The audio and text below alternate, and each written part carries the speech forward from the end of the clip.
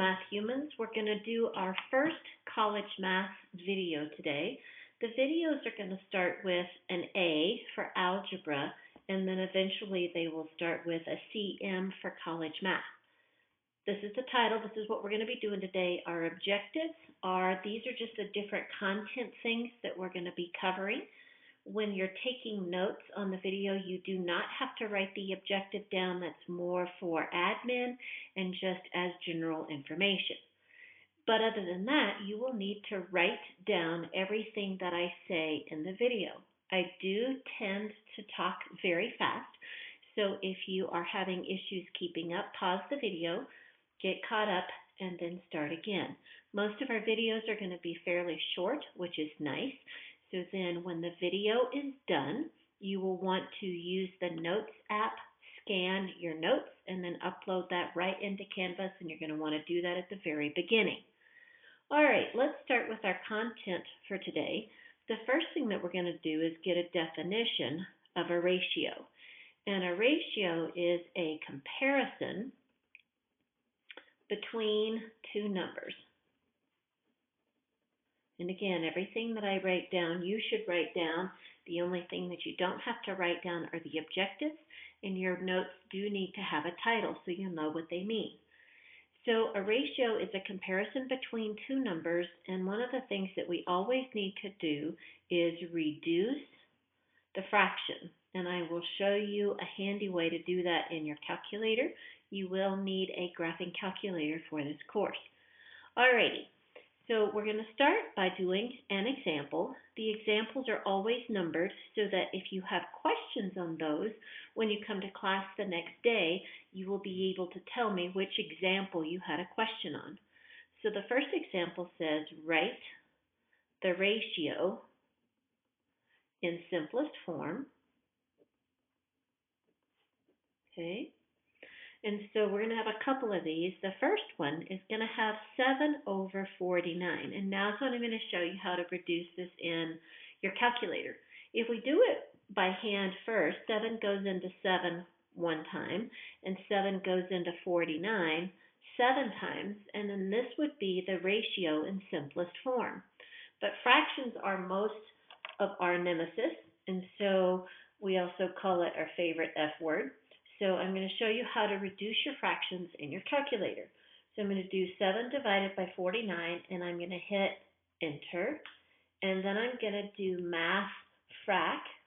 And notice that it reduces my fraction right there for me. And I am sorry about the glare, but with the lighting at home, I have no way to manage that. So you just have to have an ugly glare on the calculator. So again, if I need to reduce a fraction, I'm going to do 7 divided by 49, and I have to hit enter so that it turns it into a decimal, and then I'm going to do math. Frac is the very first option, and I hit enter, and then it reduces the fraction for me. So your graphing calculator is glorious. All right, the second example, I'm going to do 20 divided by 30. If I want to reduce this, they both can be divisible by 10, so I'm going to get rid of the 10s, and then I have 2/3. And again, just for posterity, I'm going to graph in my calculator, so I'm going to do 20 divided by 30, and then I'm going to math frac it, okay, and I got 2/3. So again, you can use your calculator or you can do it by hand. You just want to make sure that you're not making silly mistakes. The next example is 15/45. I can recognize that 15 and 45 are multiples of each other, so when I reduce, 15 goes into itself 1, and 15 goes into 45 3 times, or again, you could use your calculator. And then the last one is another way to write a ratio. I can do it with a colon. It means the same thing as 4/20. But if my problem starts in this manner, then I need to finish in this manner. They're both divisible by 4, so it's going to be 1, and then 20 divided by 4 is 5. And so that would be the reduced form. So if it starts as a fraction, you finish as a fraction. If it starts as a ratio written with a colon, then your answer needs to finish with a ratio. The next thing that we're going to talk about is a unit rate. Okay, and a unit rate is a rate per unit, and unit means one. So in these types of problems, our goal is to have a denominator, which is the bottom number in the fraction, equal to 1. Okay? So now I'm going to do our second example. So example number 2 says write the unit rate. Unit rates are glorious because they help you to compare things because the denominators are 1. If the denominator isn't 1, it's hard to compare numbers. So our first part of this is going to be 24 inches divided by 2 feet. They're both divisible by 2, and so I'm going to get 2 goes into 24, and I get 12 inches. And then in the denominator, 2 divided by 2 is 1, and then I'm going to put foot because foot is not plural. And now I have a 1 in the denominator, so this is a unit because unit means 1. So now if I wanted to compare this to another unit of measure with a 1 in the denominator, I could use it to compare. For B, I'm going to have 200 miles in 4 hours. So before I do any math, I'm going to rewrite this as a fraction, 200 miles, and then I'm going to do in 4 hours, means that the 4 hours is in the denominator. I'm going to divide 4 into 200 because 4 divided by 4 is 1. So 4 goes into 200 50 times, and again, you could do this in your calculator, right? But sometimes it's nice to be able to do it by hand. And I have, oops, that's supposed to be hour. There's an hour.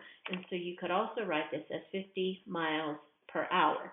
Okay, so it is my unit rate because I have a 1 in the denominator. For C, put C right at the bottom of the page before I go to a new page. I'm going to have $17.50 for 3 gallons. So if I'm comparing one price per gallon with another one, I need the denominator to be 1.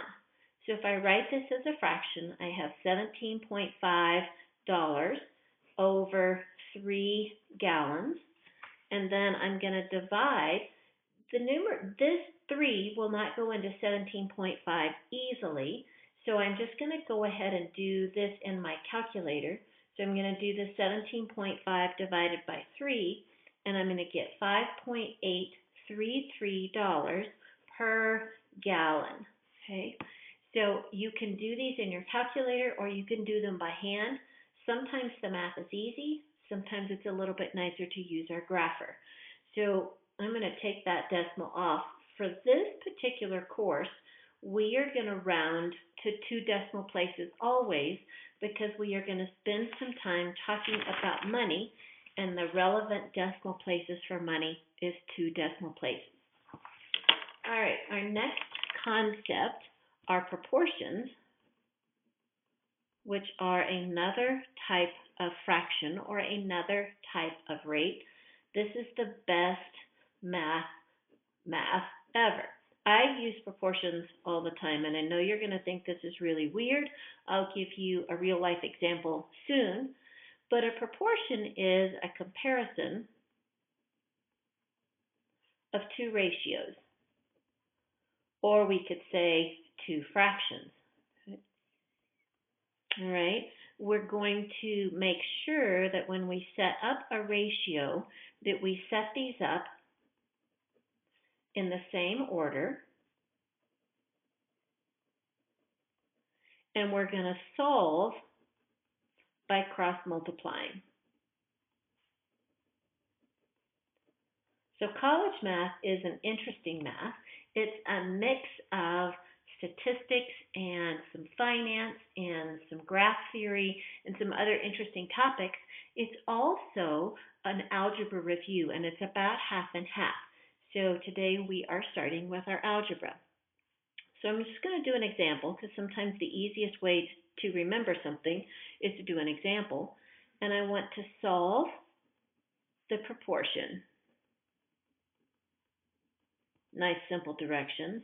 So the first one is going to have x is to 12 as 1 is to 3. Okay, this is probably one of the maths that I use the most often, and I use it in all kinds of situations. So notice that I have two fractions. They are equal, and they are the only two things on each side of the equation, and I am going to solve by cross multiplying. So I'm going to do 3 times x is equal to 1 times 12, and I'm going to simplify that to be 12. Now I'm going to divide both sides by 3, and I get x. 12 divided by 3 is 4. So something else that you're going to need to do as you do the problems for this course is every single answer has to be equal to a variable or a word or something else. You have to identify your solutions. If you don't, you lose points, and that's a bummer. But you always want to show what a quantity is equal to, and in this case it was x is equal to 4. All right, let's do the next example. Let's do B. And this time I'm going to have 2 is to 10 as 30 is to x. And again, I have a fraction equal to a fraction. We'll talk about how we would set these up in the next problem. I'm going to solve by cross multiplying. So I'm going to get 2 times x is equal to 10 times 30. And 10 times 30 is a 3 and 2 zeros, so it's 300. I'm going to divide both sides of the equation by 2, and I get x is equal to 150. And again, notice that I wrote x, which is what we were solving for, is equal to, so every answer has to be written with what it's equal to. Now, the next example may seem silly, but it's one of those cases where I use this in real life. So I'm sorry if it's a silly example, but you'll get the general idea. I use ratios or proportions oftentimes when I'm cooking. I use it when I'm knitting. I use it when I'm mixing chemicals because I'm a gardener and I need to put fertilizer on my plants. But here's what it might look like. I have a cake box, and I know that the cake box mix calls for 2 eggs. So then I'm going to put is 1 cake mix. I often make multiples of things, and so I don't know how many eggs, actually I do, but we're going to pretend I don't. I don't know how many eggs to put in 3 cake mixes, okay? So the thing that you need to notice about a proportion is that you always have to set your 2 proportions up consistently. Eggs is to cake mix as eggs is to cake mix, and then I am going to solve for x. And I'm going to solve just like I did in the other problems by cross multiplying. So x times 1 is equal to 2 times 3. So x is equal to 6. And because I have units in this problem, I need to include those units in my answer. So I'm going to say x is equal to 6 eggs. And again, I use this all the time. I use it when I'm mixing chemicals. I use it when I'm cooking. I use it when I'm knitting. I use it when I'm quilting. You name it, I use it. So that's it for today, dears. Only 13 minutes, so lucky you. I will see you soon.